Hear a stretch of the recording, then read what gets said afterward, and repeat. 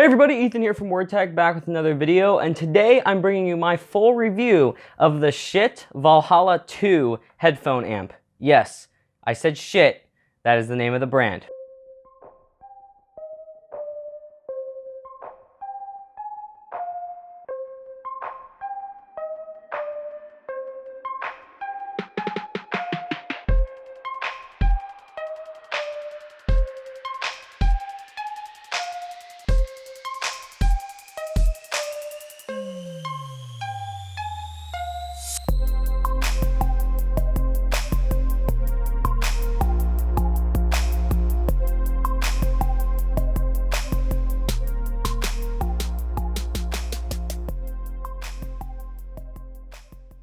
So any of you that have been in the high-end headphone audio scene and high-end audio scene in general for a while probably know about Schiit Audio. That is spelled S-C-H-I-I-T. It is pronounced Schiit, that is correct. They did that actually to be funny. But you may have heard of them before. They've been kind of making pretty good breakthroughs when it comes to what you can get for the money when it comes to high-end headphone gear and stuff like that. And they've been doing a very, very good job of that for a long time, where their stuff's not cheap necessarily by any means, but you get a lot of performance for the money, and they're absolutely beautiful pieces of art in my personal opinion. Now, today I'm bringing you the review of the Valhalla 2. It is a headphone tube amp. It is a full tube amp. It is not a hybrid amp or a solid state amp by any means, and it is just an amp. It is not a DAC. Now, to give you an idea of what kind of setup I'm using to play music from this, I'm using FLAC files only, almost exclusively to listen to audio through this, and it is plugged in through USB, running through their wired USB decrapifier, what they call it. Basically, it's supposed to eliminate noise and pops and stuff that can come from USB audio sometimes. I will have a review of that later, as well as their Modi DAC. Now, you will need a dedicated DAC for this, like I said, because it does not have a DAC built in, so you can't just plug it directly into your like USB or something. Of course, you could plug it into some kind of audio output from your computer and it would function with that, but I recommend you get a high-end DAC for it. So as usual, we'll start the review. I will start with my design portion, and personally, I think this thing is absolutely beautiful. From the brushed aluminum to the metal sides and everything, as well as the dial, the actual metal dial, it is all absolutely beautifully crafted. I really appreciate everything they've done here, and I appreciate the very simple colors. There aren't a bunch of colors on this by any means. It is a piece of art.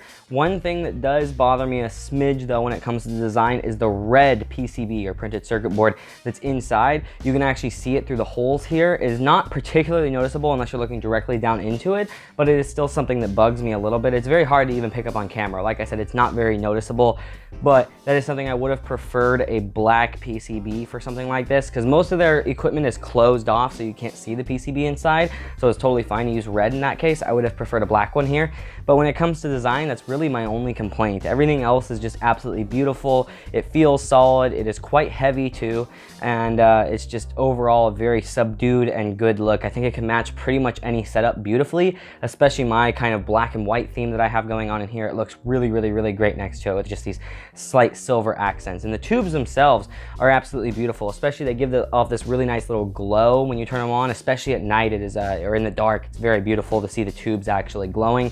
They are real vacuum tubes, and yeah, it's a work of art in my opinion. I would give this a 9 out of 10 when it comes to design. It is absolutely incredible. I'm very impressed with what they're doing, and honestly, the majority of their equipment is very, very, very pretty. Even the stuff that's not using brushed aluminum, but more like a sandblasted aluminum or something like that, is still very, very beautiful. Now, when it comes to build quality, this is another very strong portion of the Valhalla 2 here. So it's overall really, really, really good. It's got, metal everywhere. It's got aluminum all over the top here. This is one big curved sheet of brushed aluminum that just looks absolutely gorgeous in my opinion. Like I said in the design portion earlier, it's just amazing.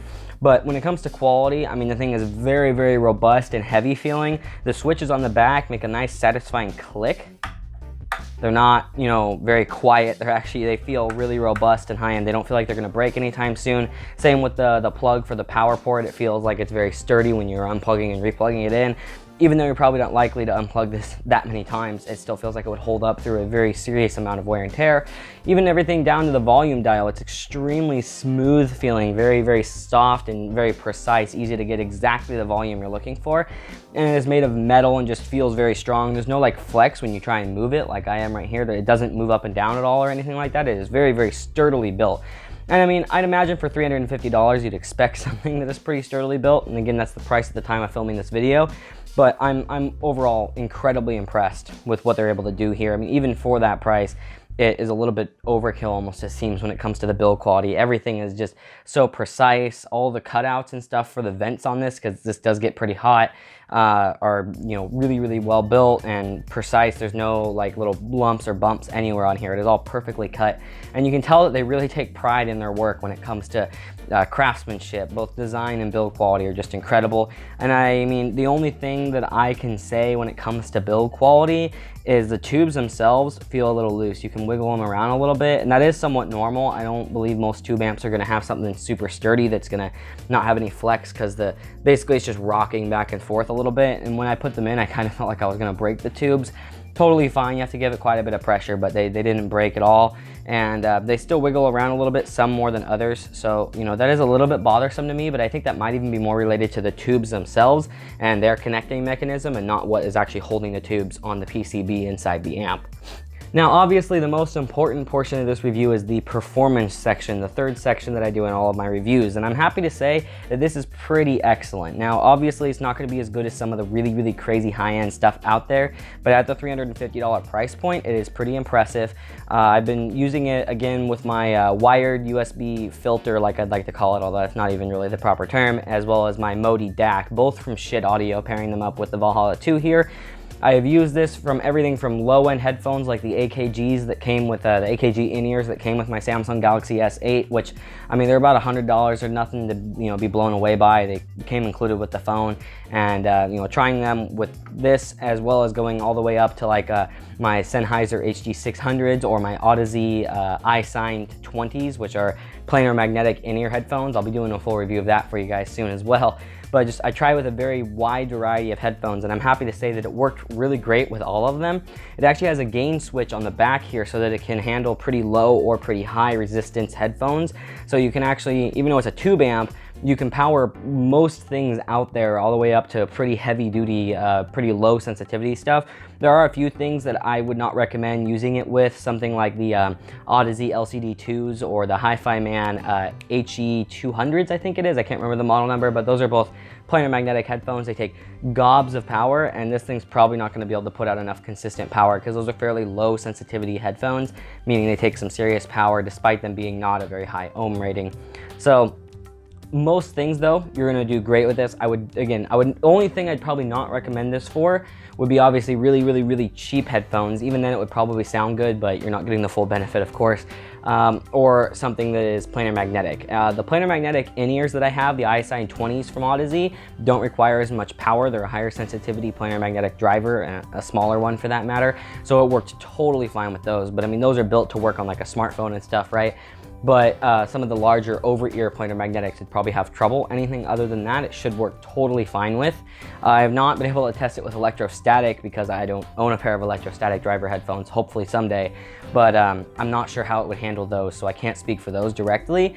But when it comes to dynamic drivers, as well as planar magnetics and other stuff like that, it definitely is a very good sounding amp and puts out just the right amount of power that you would need.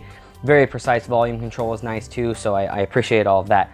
It is also very quick to warm up. The tubes take 20 to 30 seconds to warm up, and then you can start using it. Most tube amps don't take particularly long to warm up these days, but there are some that still maybe take a few minutes, and it's nice just to kind of have it ready when you're ready. You just flip it on and you're good to go. It also can act as a preamp, so it does have an input and an output on the audio here. So, I mean, if you're interested in that feature, it's not something that I'm particularly interested in, and I don't think most people that are buying this are interested in the preamp functionality, because realistically, I mean, you don't want to leave your tube amp on all the time, and so if you're using another amp, you might as well hook it up directly to the DAC, unless you really need a preamp, but a lot of them have it built in. Nice feature to see here. It wasn't something that I personally tested, because I don't think most people that are going to be buying this are going to be interested in using it as a preamp. Now, when it comes to sound quality, I'm really impressed. Now, I really prefer the sound of a tube amp when I'm listening to music and stuff like that, so that is part of why I went with this, albeit they're not as precise and they have a little bit more distortion and stuff and a little bit more of a warmer tone than a full solid state amp.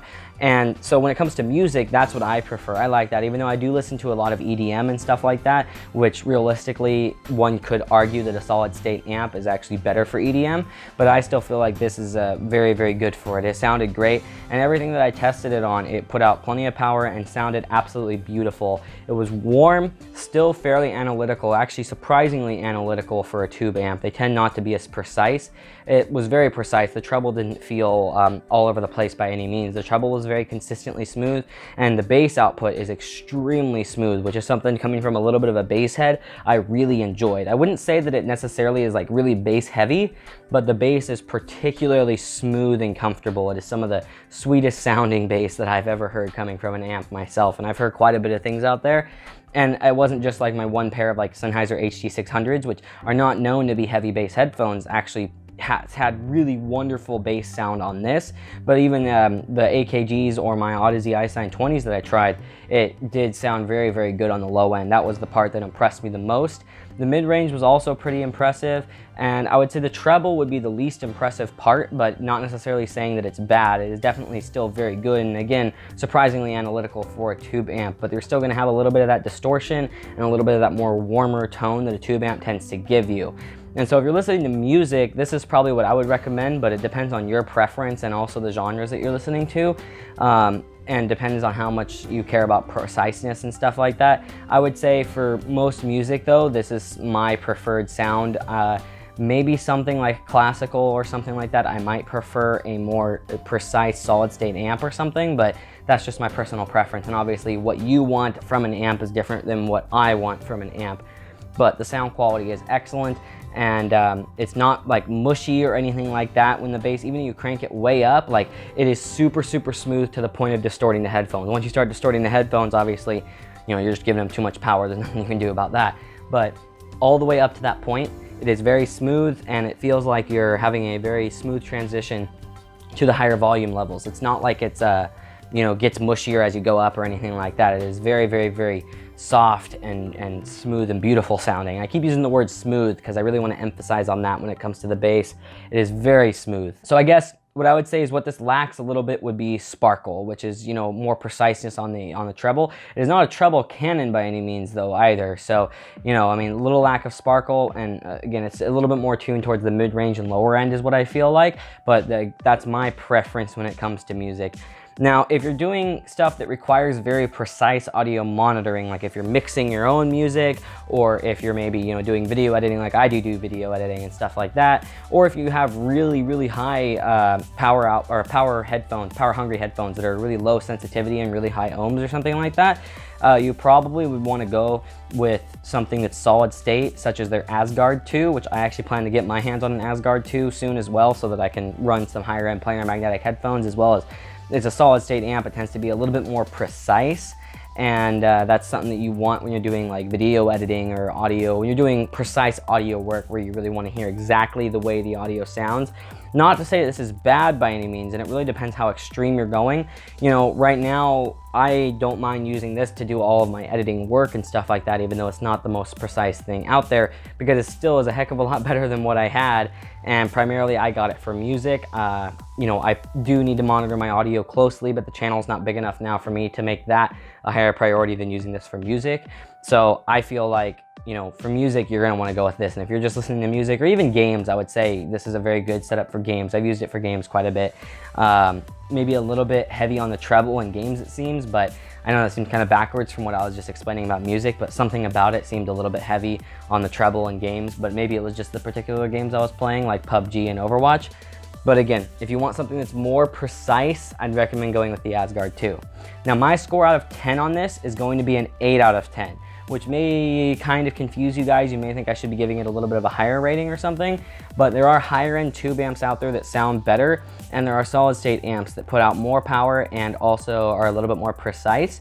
And so For this price point, I would say it's an 8 out of 10. It is a very, very great unit. It definitely sounds excellent. If it was 50 to 100 bucks cheaper, I'd probably be pushing it closer to a 9 out of 10, but it is a fairly pricey, but definitely a very, very good sounding unit.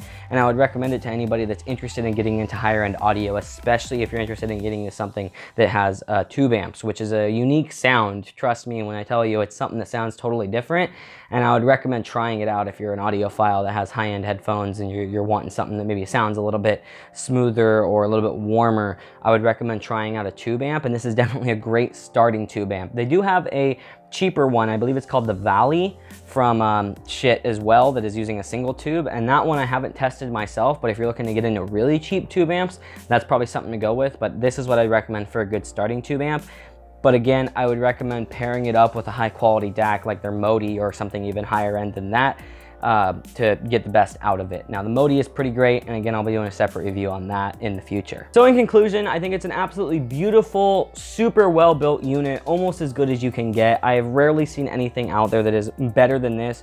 Schiit Audio knows really what they're doing when it comes to the quality of the way that they build things, and as well as the design, the artwork, and I think all of their stuff across their whole platform matches so well with each other. You can have kind of a collection of all the Schiit Audio stuff, and it all looks like it goes together perfectly. Things stack really nicely too, which is nice. There are some units that Schiit has that stack, so I just think it looks excellent. When it comes to the audio quality, I think it's excellent for a tube amp. There are some things that are better out there for not much more money, if any more money, but it is still a very, very, very good starting tube amp, and something I would recommend to anybody. And it sounds really excellent with something that is like the Sennheiser HD600s or something like that.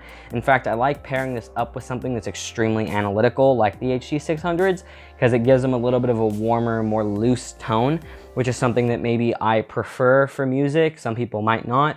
The HD600s are great for, editing and stuff like that, but if you want to warm them up a little bit and have a little bit more bass response, I think that going with a high-end tube amp like this is definitely the way to go.